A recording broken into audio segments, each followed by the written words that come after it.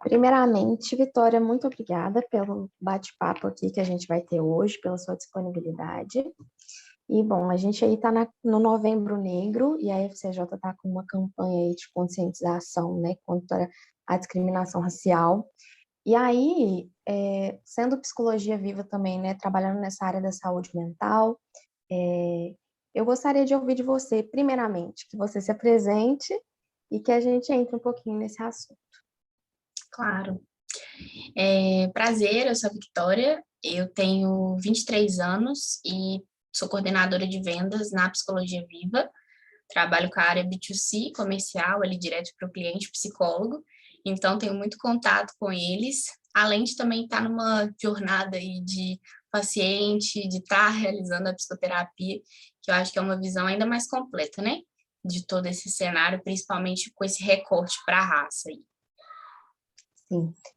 Quando a gente fala de saúde mental, né, na sua percepção, como que a raça tem relação?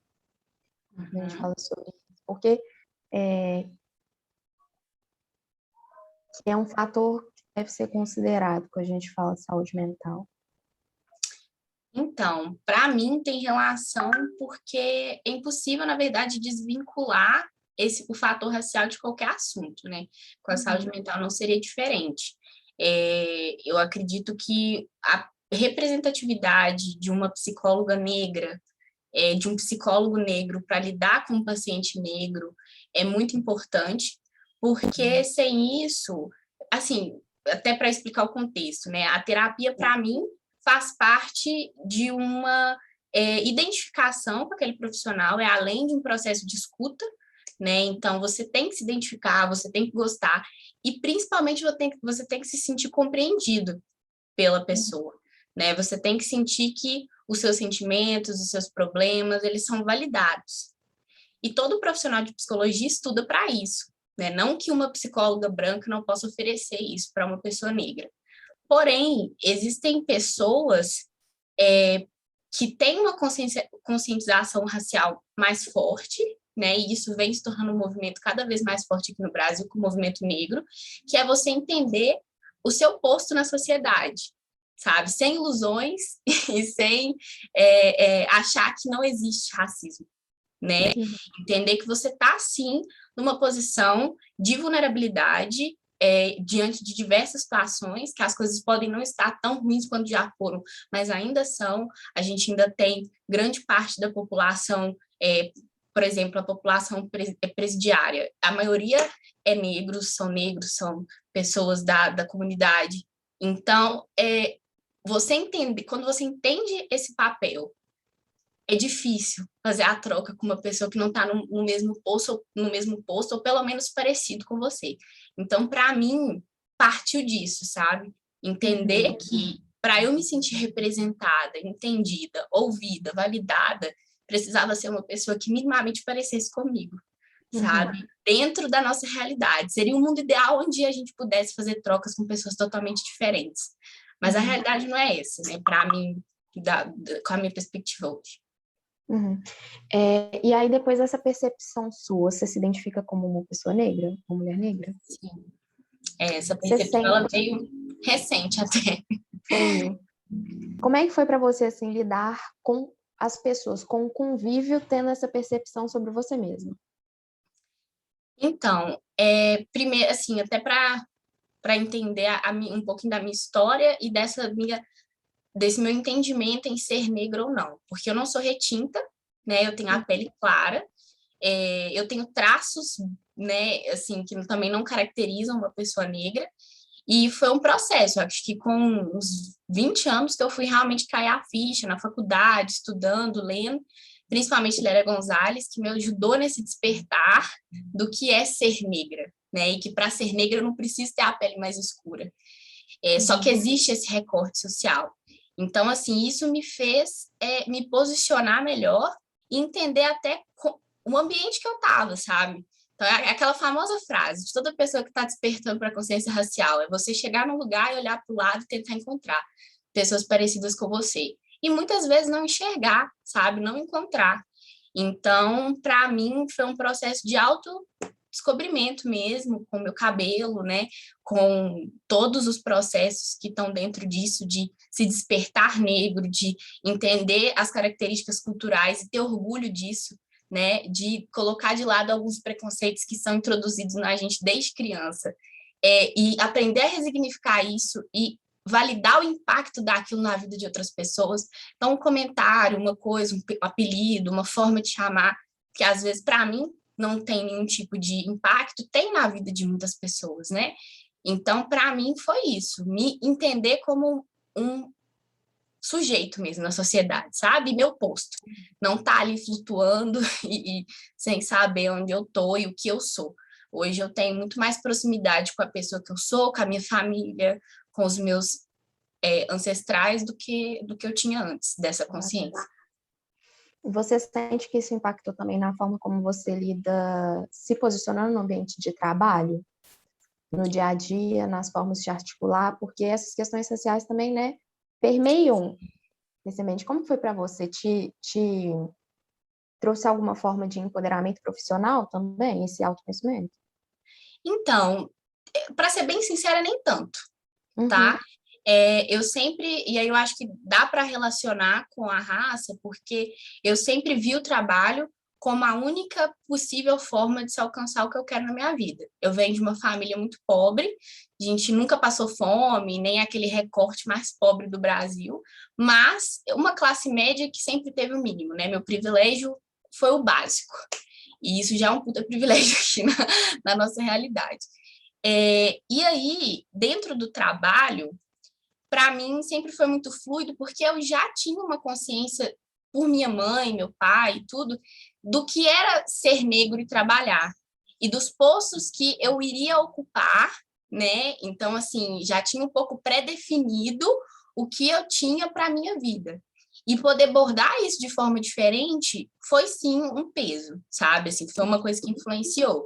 E aí eu acho que eu consegui fazer isso e ter mais orgulho, por exemplo, das atividades que eu faço hoje, dos trabalhos que eu faço hoje, depois que eu despertei. Só que eu acho também que dentro do trabalho, é uma coisa que eu sempre reflito, tem muita culpa, sabe? Então, eu acho que depois desse despertar, depois dessa conscientização, eu ainda tenho uma visão de que é muito pouco ainda, sabe? A minha vitória, e olha que eu ainda tenho muitas coisas para conquistar, mas hoje eu já consigo ter uma liberdade financeira e consigo estar tranquila, né? Uma coisa que não é a realidade de muitas pessoas. Então, acho que dentro do recorte do trabalho e da remuneração e tudo mais, o que mais me conecta com a questão da raça é isso, é me ver como uma pessoa muito fora da curva, o que é muito ruim, sabe? Ainda. E talvez seja porque eu não tenho contato, né? Eu acho que não é que seja casos isolados, mas eu hoje não enxergo tanto, sabe? As mesmas oportunidades que eu tenho para todas as pessoas que são da minha cor e que são negras, sabe? Eu acho que o que eu tive na minha vida profissional foi uma parcela de sorte por ter lidado desde o início com pessoas na FCJ, na Psicologia Viva, com pessoas que me trataram, né, e me deram oportunidade de crescimento, mas eu também entendo que esse tipo de oportunidade não é algo assim, sabe? Que é dado para qualquer um, para qualquer pessoa. Então, isso me pesa um pouco. Isso é um ponto que muitas pessoas negras mencionam também, né? E acho que tem essa visão geral do negro nesse não lugar de posição, né? De estar aí liderando, e você está liderando, de alguma forma, né? Uma equipe. E aí, como que é para você? Você já contou um pouquinho, mas se vê nesse lugar até, de certa forma, como uma motivação, assim, para pessoas negras, né? Dentro de uma realidade, entendendo esse contexto todo, mas como uma forma de inspirar mesmo pessoas negras. Desculpa, eu vou só ter que abrir o portão. Só um Tá bom. minutinho, que minha mãe tá sem a chave. Peraí. Várias coisas nesse vídeo.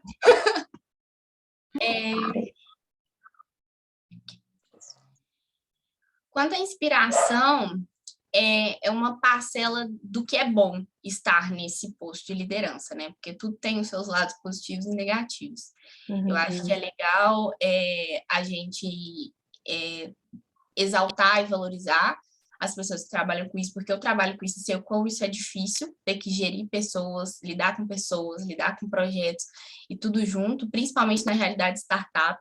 Então, são muitas coisas acontecendo e não é nada fácil, principalmente uma pessoa jovem como eu, que está num processo de aprendizado e de crescimento. E eu sinto que isso inspira muitas pessoas, assim, dentro da empresa, sabe? Muitas algumas, vai. Eu já tive contato com algumas pessoas que já me reportaram isso, de me admirarem pelo fato de, além de eu ser jovem, trazer uma representatividade e ser mulher, né, e ser uma mulher negra nesse posto de liderança. Eu também não tive o problema com isso ainda, nenhum tipo de problema em ser uma líder negra numa startup. Eu acho que o processo aqui na Psicologia Viva foi muito facilitado e muito tranquilo, mas a gente vai percebendo, né, coisas na rotina, no dia a dia, tanto que agora a gente está montando um comitê de diversidade e inclusão aqui na empresa, que eu estou fazendo parte, e isso é muito importante para trazer essas discussões, né, até para aprofundar mais nisso, para conscientizar, mas quanto à minha inspiração, assim, para ser mais objetiva, é legal, sabe? É bem legal poder oferecer isso, sabe? Poder falar e mostrar na prática que as pessoas elas podem estar onde elas desejam estar e que existem coisas muito boas reservadas para uma pessoa que trabalha bem, que está ali se dedicando, que realmente quer fazer parte de algo legal.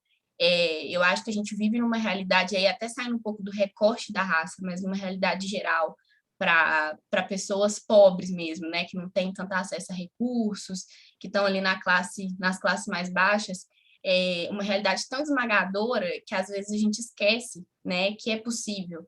Então, apesar de hoje eu não estar no topo onde eu quero chegar, eu estou perto disso, e eu estou caminhando para isso com o auxílio de muitas pessoas, sabe? Então, eu tento ao máximo mostrar isso, principalmente para os meus liderados, sabe?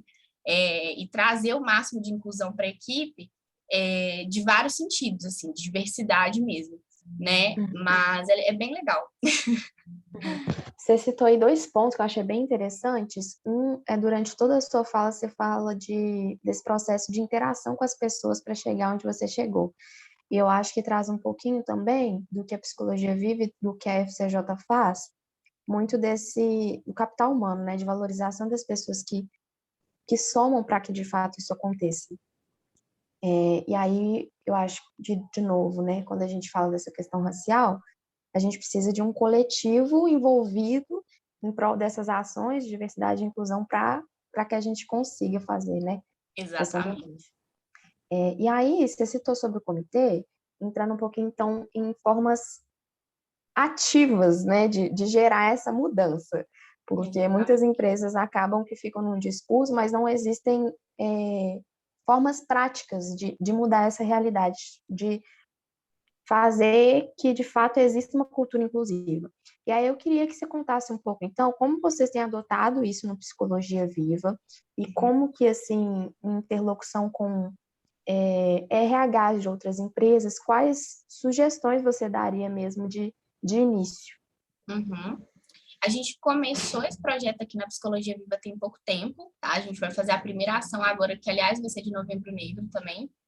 Spoiler que nem os colaboradores, os caregivers sabem, mas a gente vai iniciar a primeira ação, a gente está no processo de estruturação do comitê, que está sendo muito legal. Então, a gente tem diferentes representatividades no comitê hoje, que ajudam a ter diferentes visões, diferentes perspectivas, e a gente está passando o censo.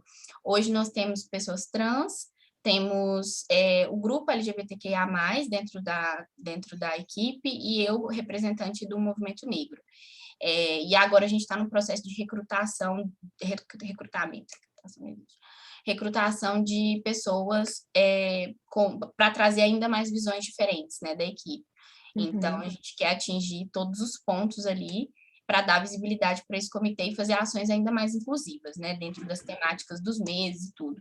E aí, por exemplo, esse mês a gente vai atuar tanto com o Novembro Negro quanto com o Novembro Azul, que traz as discussões de masculinidade, que é muito importante. Então, a gente vai ter um homem trans discutindo masculinidade com homens da empresa. Isso é muito legal, sabe? Chega a arrepiar de verdade, porque é muita luta, né? Então, assim, as pessoas que entendem a complexidade desses grupos, dessas minorias, que já deixaram de ser minorias há muito tempo, porque às vezes são categorizadas como minorias porque são jogadas à margem da sociedade mesmo, não necessariamente são minorias, mas são caladas. Então, quando você entende a complexidade disso, a dor disso, e você permite que isso aconteça, essas discussões aconteçam dentro da empresa, é muito legal. Então, ter um local onde é possível levantar essas discussões é muito legal. O primeiro passo, acho que é esse. Ter um local que te possibilite isso, porque nem todo mundo também tem a realidade de uma empresa onde eu posso falar, vou criar um comitê de diversidade e inclusão, infelizmente, né? Então, aqui a gente teve essa possibilidade e foi um movimento muito de proatividade de algumas pessoas, nem iniciou por mim, foi pelo Pedro, que é um cara incrível e está liderando o projeto do comitê, que é um homem trans, super consciente, que está ali na área do marketing, então ele já conecta com várias coisas, ele já tem uma visão mais completa, né? Então, vem sendo um processo muito construtivo e legal, assim. Para a implementação disso, além dessa possibilidade de trazer as discussões e a proatividade das pessoas para participarem, porque eu acho que também não tem que ser uma fachada e uma figurinha para a RH utilizar como, minha empresa é diversa e inclusiva, só para gerar engajamento, quando isso realmente acontece na empresa, né? Quando a gente realmente tem uma preocupação com isso, é uma colaboração conjunta, assim, do comitê com o RH, com os colaboradores, recrutar pessoas que estão interessadas, levantar pautas e entender o senso ali do que a empresa necessita, porque nem sempre a gente vai ter todas as pautas e as conversas e as discussões dentro de uma empresa. Hoje, por exemplo, vamos supor que na Psicologia Viva as pautas mais latentes são masculinidade e o movimento negro e a questão LGBTQIA+. Então, focar em ações que levem as pessoas a refletir, né? Sem que seja nada imposto, sem que seja nada para ser um movimento só de engajamento em meses coloridos ou em meses que tenham temáticas, sabe? Realmente trazer discussões que levem as pessoas no seu dia a dia a refletirem sobre os seus comportamentos, seus pensamentos, suas falas. Então, isso que me motiva a estar no comitê hoje, eu acho que essa que tem que ser a motivação de qualquer pessoa que trabalha com essa parte do ativismo mesmo, né? Seja dentro de empresas ou fora, é tentar mostrar para as pessoas que existem outras caixinhas, existem outras formas de se pensar, e apesar de você ter aprendido a vida toda uma coisa de uma forma, não quer dizer que essa forma seja certa, não quer dizer que essa forma seja a melhor forma de lidar com pessoas, né? Então, é bem motivador, assim, a construção do comitê, bem legal, e gera mudança real, né? Se feito da forma correta. Que pode existir, né, um ponto em comum entre essas perspectivas de pautas sociais e também da empresa, né? Já existem vários dados que falam, inclusive, sobre como que a diversidade e a inclusão, ela impacta nos resultados da própria empresa. Então, né? E a gente tem aí cada vez mais consumidores envolvidos com essas pautas, demandando das empresas também, né? O conceito de ESG aí crescendo cada vez mais. Então, é um passo à frente, inclusive, à frente, assim, né? Que já deveria atuar. Já devia ter acontecido, mas pelo menos está acontecendo antes tarde do que nunca. Sim, com toda certeza. E aí você citou um ponto muito interessante, que você falou sobre essa flexibilidade da liderança, né, de gestores abrirem espaço para que possa se formar essas ações de fato. E aí eu queria saber de você, assim, na sua percepção, como que pode, caso uma empresa não tenha essa sensibilidade, como que você acha que são possíveis caminhos para que se inicie esses diálogos? Olha, assim, pensando bem dentro da minha realidade hoje, né? Se talvez eu tivesse em uma empresa muito tradicional que não desse abertura, eu não puxaria esse tipo de movimento, porque eu acho que você tem uma realidade econômica difícil Então, as pessoas, elas não estão, assim, apesar do mercado estar aquecido e tudo mais, isso é um recorte muito específico de uma parcela da sociedade. Se a gente analisa o contexto brasileiro, a maioria das pessoas está muito ferrada, sabe? Então, entre você bater de frente com o gestor para poder gerar e trazer uma pauta, né, e acabar tendo problemas ali com a empresa, que a gente sabe que isso acontece, infelizmente, por imaturidade das pessoas e tudo mais, eu preferia talvez não mexer com isso. Eu talvez iria para uma alternativa fora da empresa, fora do horário de trabalho, sabe? Talvez tentar reunir as pessoas interessadas e criar um grupo de apoio, criar um movimento fortalecido e apresentar isso para uma gestão, né? Porque a partir do momento que você cria um movimento, que você tem apoio de pessoas, que você valida aquilo, então trazer esses dados de que a diversidade, ela realmente traz resultados positivos, que a diversidade auxilia no desenvolvimento das pessoas, no desenvolvimento pessoal e profissional. Então, tentar mostrar para a gestão a importância disso e se fortalecer com outras pessoas, né? Então, acho que sozinho ninguém consegue fazer nada. E é até muito arriscado, principalmente se tratando disso e pensando em pessoas que estão numa realidade muito fora de uma startup, né? Agora, para a pessoa que tem essa abertura dentro da empresa, o que tem que ser feito é tomar iniciativa, né? A gente tem também, e aí é uma coisa que eu queria pontuar sobre o comitê, que é difícil a gente gerenciar todas as tarefas, né? Não é fácil. A gente quer fazer tudo direito, a gente quer levar, e não é fácil. Às vezes a gente tem nossas outras prioridades, tem muita demanda no trabalho, mas tirar um tempo da sua vida para olhar para esse ponto, para essa discussão social, nem que seja 30 minutos, para fazer uma leitura, para participar de alguma ação, para ajudar alguém, porque você vai estar ajudando diretamente pessoas. Isso é muito bom para a sua saúde mental, sabe? Isso ajuda a nos sentir menos culpados, a nos sentir mais participativos. Então, é um sacrifício que no final não é bem um sacrifício, né? Você inclui algo importante na sua rotina e consegue trabalhar isso em conjunto, né? Então, tendo apoio de várias pessoas. No comitê mesmo, a realidade nossa é que existe comitê há algum tempo. Até o momento, a gente não tinha conseguido fazer nenhuma ação por demandas. Enquanto a gente não sentou e falou, galera, a gente precisa focar e fazer algo, porque se a gente não fizer, ninguém mais vai fazer. Né? E é um lugar de incômodo mesmo, né? De sair da zona para conseguir. Exatamente. E só através dessas discussões leves, sabe? Então, assim, eu sou muito a favor de você conscientizar pessoas através da fala, da conversa. De você levar informação e ter discussões leves no lugar de uma militância que agride e que gera mais conflitos do que resoluções, sabe? E eu também entendo o peso de ações mais agressivas quando necessárias, porque a gente também precisa, não dá para ser paz e amor o tempo todo. Mas dentro do recorte da empresa, do seu trabalho, do profissionalismo, né, que a gente tem que incluir, o comitê ele contribui muito com isso, porque através de uma conversa, né, um pai de família lá vai escutar uma pessoa trans falando sobre uma pauta e ele já resignifica aquilo para ele, já resignifica aquilo na vida dele, com as pessoas que ele convive. Então, é bem nesse sentido, assim. E aí eu queria fazer uma pergunta para você. Você trouxe no início da conversa a importância da questão da saúde mental para esse autoconhecimento das pessoas negras e também dessa mútua relação, né, com outras pessoas também.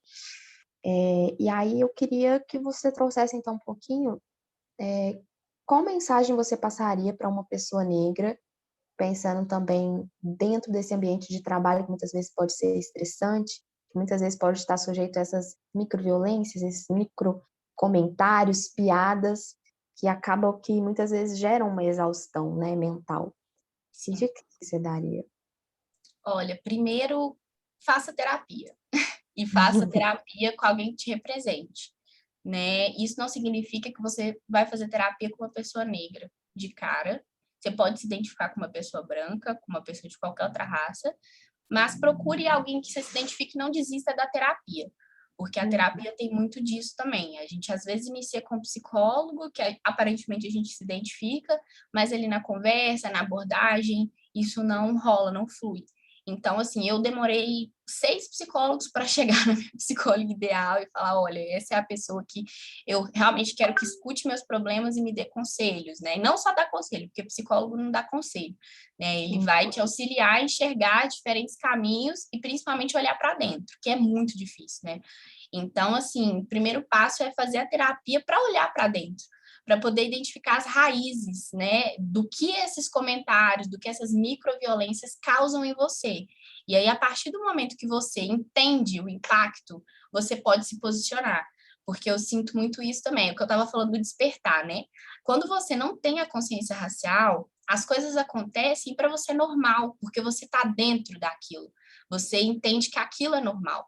E aí, quando você discute, quando você fala, quando você escuta outras pessoas, é legal para você saber como se posicionar. Então, vai depender muito da situação, mas eu acho que o primeiro ponto é entender como que isso vai te afetar para você tratar isso e para você encontrar formas de lidar com isso com o auxílio de um profissional.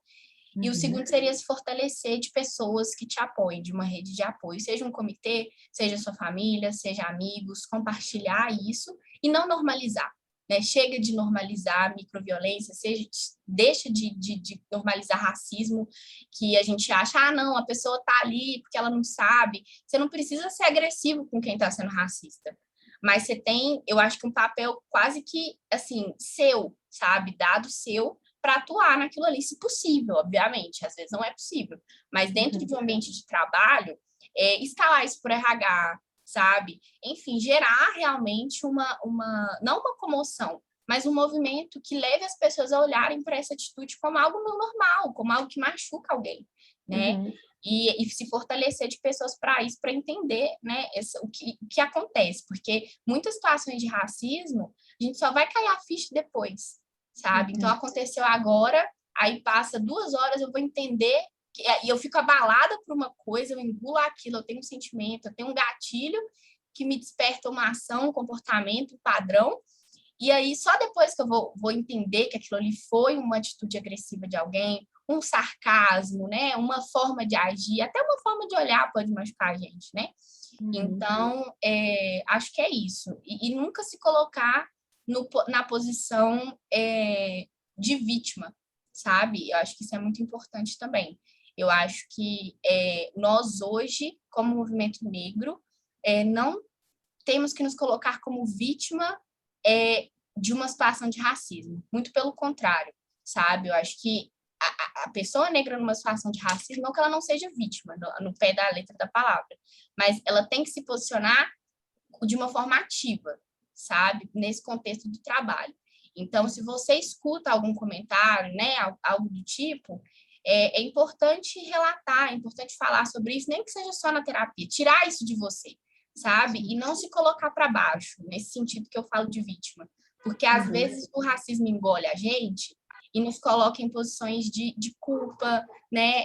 Em posições de insegurança, em posições onde a gente justifica o racismo com os nossos comportamentos, né? A mesma coisa da pauta do estupro, por exemplo, com mulheres. Ah, justifica se uma mulher está com uma roupa mais curta porque ela e sofreu um assédio físico ou moral? Não.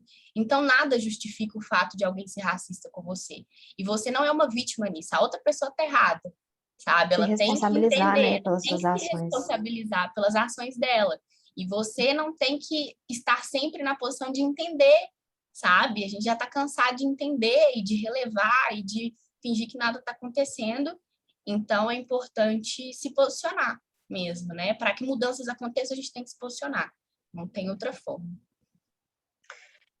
Vitória, adorei o que a gente disse. Se você tiver mais algum ponto que você queira acrescentar, fica à vontade. Gostei muito das percepções que você trouxe com relação às ações dentro das empresas, né? Você trouxe esse ponto aí entre startups, empresas mais tradicionais, e de vez em quando esses cenários são diferentes, não tem essa abertura toda, mas existem formas e caminhos, né? Ainda que não aí nas jornadas de 8 horas de trabalho, 6 horas de trabalho, existem caminhos alternativos. E eu espero, né, assim, que todas as pessoas que nesse momento participaram com a gente se conscientizem, participem da campanha tanto do Psicologia Viva quanto do FCJ Venture Builder, que a gente vai ter do Novembro Negro, vamos ter do Novembro Azul também. Estamos tendo, na verdade, né? Não sei exatamente quando esse vídeo vai sair, mas queria te agradecer muito pela abertura, e, enfim, por se disponibilizar para a gente conversar sobre um assunto tão importante. Foi Por ótimo. nada, foi um prazer. É minha primeira vez participando de algo assim, então eu fico muito feliz, fico um pouco receosa de ter falado merda, mas estamos aí para o Não que fica. precisar. Estamos aí para o que precisar. E conta comigo para essas discussões, sempre que necessário. A Psicologia Vive e a FCJ estão juntinhos, né? Então, é isso, estamos juntos. E eu quero até, Ara, que, se possível, você participe um dia de alguma discussão do comitê aqui, tá? Que você, por exemplo, da ação do Novembro Negro que vai ter, acho que seria legal. A gente está procurando pessoas ativas na causa para a gente discutir ali no evento. Depois eu te mando detalhes. Mas é isso, muito obrigada. Ah, é legal. Vamos conversando, então. Vamos sim.